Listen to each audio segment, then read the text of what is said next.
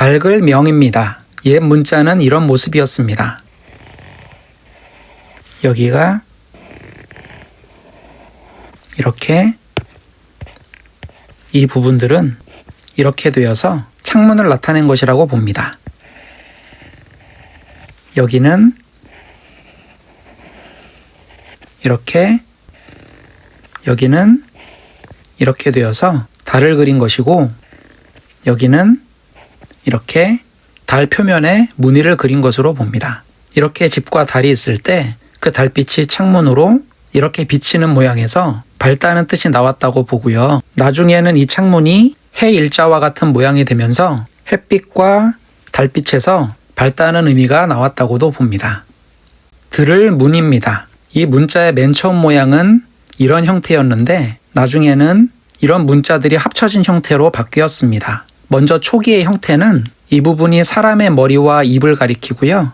여기는 몸통, 여기는 다리, 발, 팔과 손입니다. 그래서 사람의 모습을 그린 것이고 이 부분은 귀를 그린 것입니다. 사람의 모습에서 귀를 강조해서 듣는다는 의미를 나타내는 문자였습니다. 그런데 지금 문자는 여기가 이렇게 문의 기둥 부분을 그렸고요. 여기는 이렇게 문짝입니다. 여기는 이렇게 문짝의 나무가 연결된 부분을 나타냅니다. 아래쪽은 귀를 그린 것인데 여기가 이렇게 귀의 가장자리 부분이고요. 여기는 이렇게 귀의 안쪽 부분입니다. 여기는 이렇게 해서 귀를 그렸습니다. 사람이 문에 귀를 대고서 거기에서 들려오는 소리를 듣고 있는 모습을 나타낸 문자입니다. 반반입니다. 옛 문자는 이런 모양이었습니다. 아래쪽은 소우자인데요. 원래는 이런 모양으로 써야 됩니다.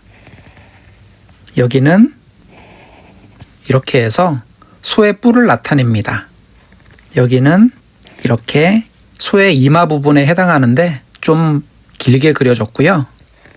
여기는 이렇게 소의 얼굴 부분입니다. 여기는 이렇게 소의 귀에 해당합니다. 이런 식으로 소의 얼굴을 그린 모양이고요.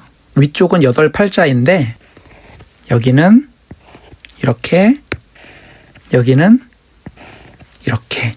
어떤 물건이 있을 때 그것을 반으로 쪼개서 이쪽 부분과 이쪽 부분으로 나눈 모양을 표현한 것입니다. 소를 두 쪽으로 쪼개어 놓은 모습에서 반쪽이라는 의미의 반반이 되었습니다. 돌이킬 반입니다. 이런 모양의 문자였습니다. 여기는 이렇게 되었는데 절벽이라고 보기도 하고 어떤 물건을 그린 것으로 보기도 합니다.